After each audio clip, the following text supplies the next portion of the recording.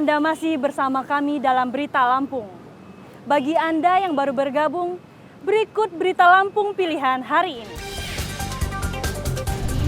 Agak di pinggir aja ya, jangan ganggu. Pinggir aja, pinggir. Pinggir aja. Pinggir. Para pemuda di Bandar Lampung memasang bendera merah putih sepanjang ratusan meter.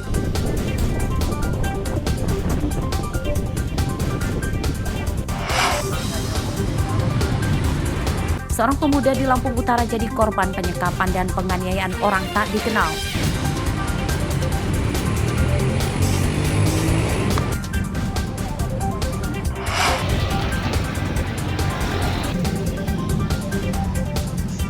Warga sekitar kawasan industri Bandar Lampung resah dengan polusi debu dari muatan truk batu bara dan bungkil.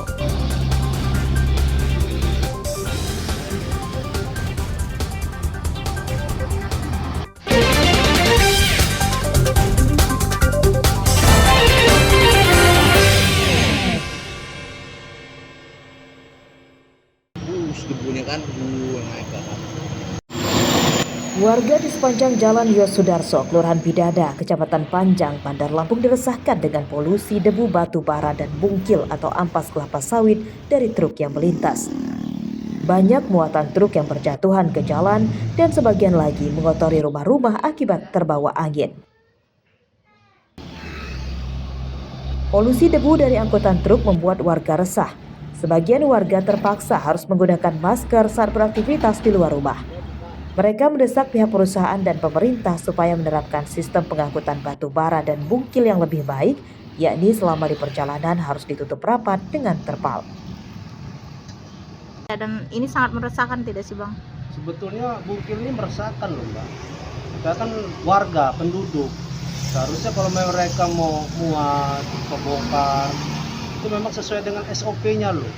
Jangan sampai acak-acakan gitu kan. Bukan hanya bungkil aja di sini kan. Ada batu bara juga. Jadi saya berharap sih mudah-mudahan sesuai dengan aturan dan SOP-nya itu yang baik dan benar gitu.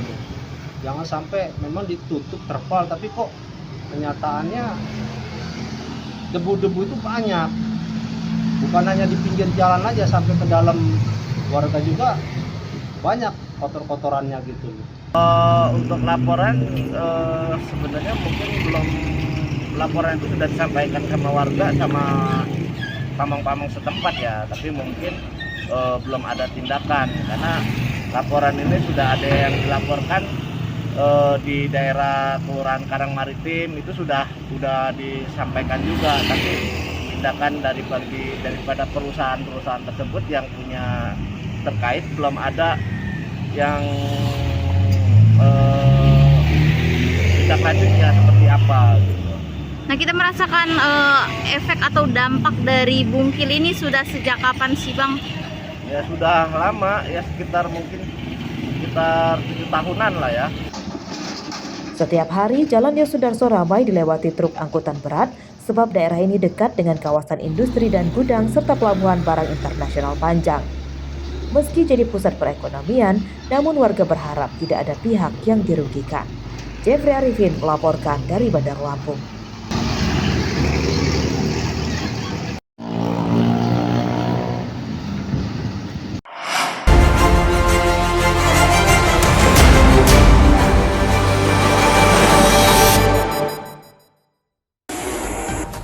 Keributan ini terjadi di Jalan Sumatera Lintas Tengah, tepatnya di Simpang 4 Kampung Negeri Agung, Kecamatan Umpu Semenguk, Waikanan, terjadi pada Jumat malam.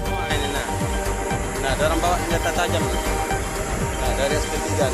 Sekitar 10-an anggota LSM Laskar Merah Putih Indonesia yang sedang berdemonstrasi menolak truk batu bara melintas, diserang oleh belasan orang tak dikenal.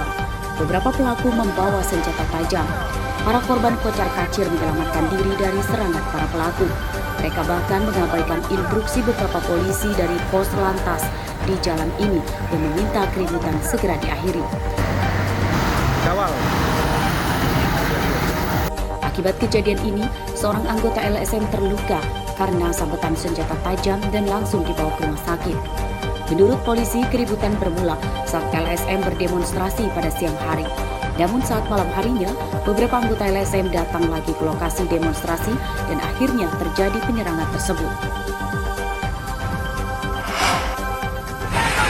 Tendanya satu roboh, yang tengah satunya udah miring-miring. Nah ini masalahnya nih.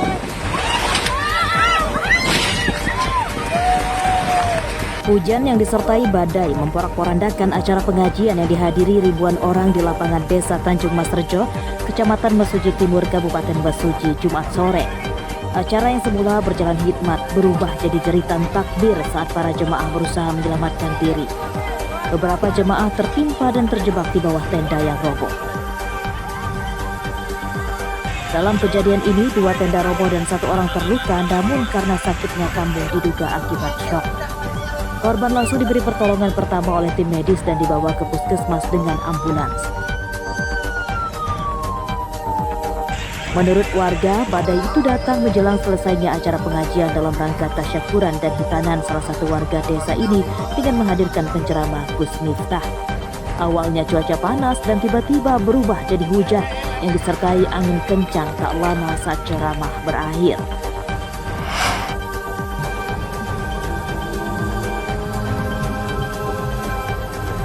Setelah pernah dibersihkan beberapa waktu lalu, Pantai Sukaraja di Kecamatan Bumi Waras, Bandar Lampung kembali dipenuhi sampah.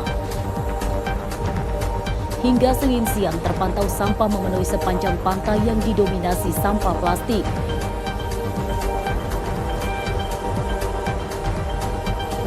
Pemandangan ini membuat warga sekitar pantai merasa kesal karena sejak dibersihkan, mereka tertib membuang sampah di penampungan.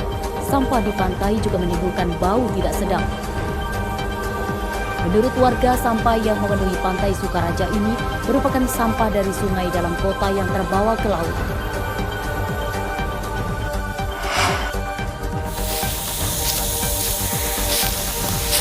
Puluhan hektar perkebunan sawit dan karet di Desa Sidomekar, Kecamatan Kedung Aji Baru, Tulang Bawang kebakaran. Api cepat meluas karena banyak semak belukar yang kering dampak kemarau.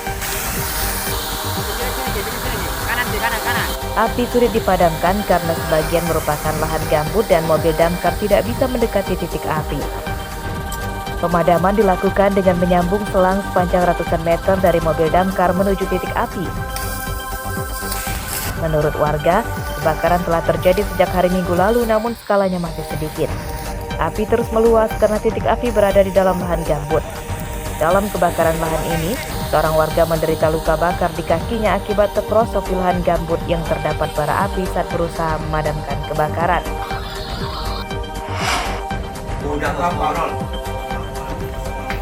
Awalnya Tio Saputra terus mengelak tuduhan polisi terlibat penjamretan ponsel saat akan ditangkap di rumahnya di Kelurahan Sukadana Ham, Teluk Betung Barat, Bandar Lampung, Senin malam.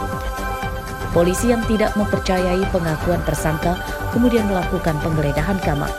Tio akhirnya mengakui perbuatannya setelah polisi menemukan KTP korban yang disembunyikan di lemari pakaian. Jambret nenek gua.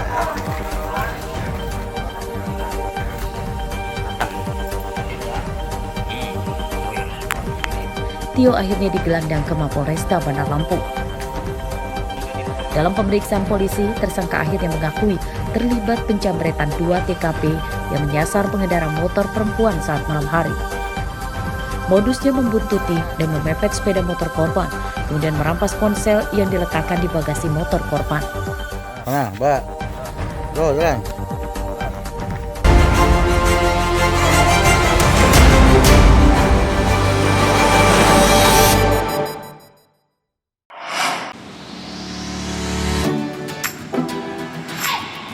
Kabupaten Pesisir Barat memiliki garis pantai sepanjang 210 km dan terkenal dengan pantai-pantainya yang indah.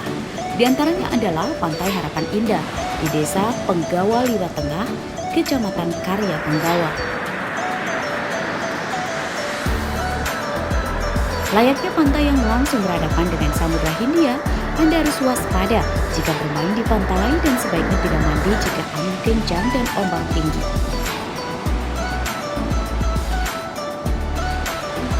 Meski lokasinya berada tak jauh dari Jalan Sumatera Lintas Barat, namun pantai ini belum banyak dijamah orang, sehingga suasana alaminya masih sangat terasa ditambah hamparan pasir putihnya yang indah.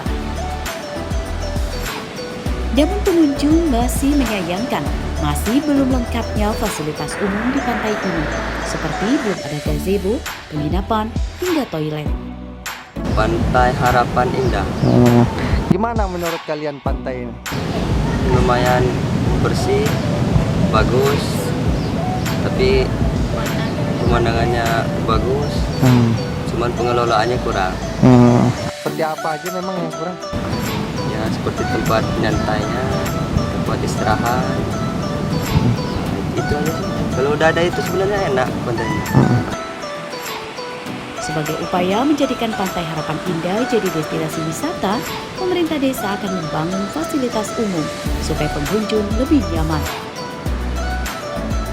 Depannya kita akan mengadakan penanaman pohon cemara laut dan kelapa untuk menunjang pariwisata itu. Kedepannya dan insya Allah juga warga kalau yang bisa menghibahkan tanah, kita akan buka akses-akses menuju pariwisata yang lebih sempurna dan lebih terarah ke depannya. Untuk menikmati semua keindahan pantai ini, para pengunjung tidak perlu mengeluarkan uang untuk tiket masuk alias gratis. Bagaimana? Anda tertarik berkunjung? Rosandi melaporkan dari pesisir barat.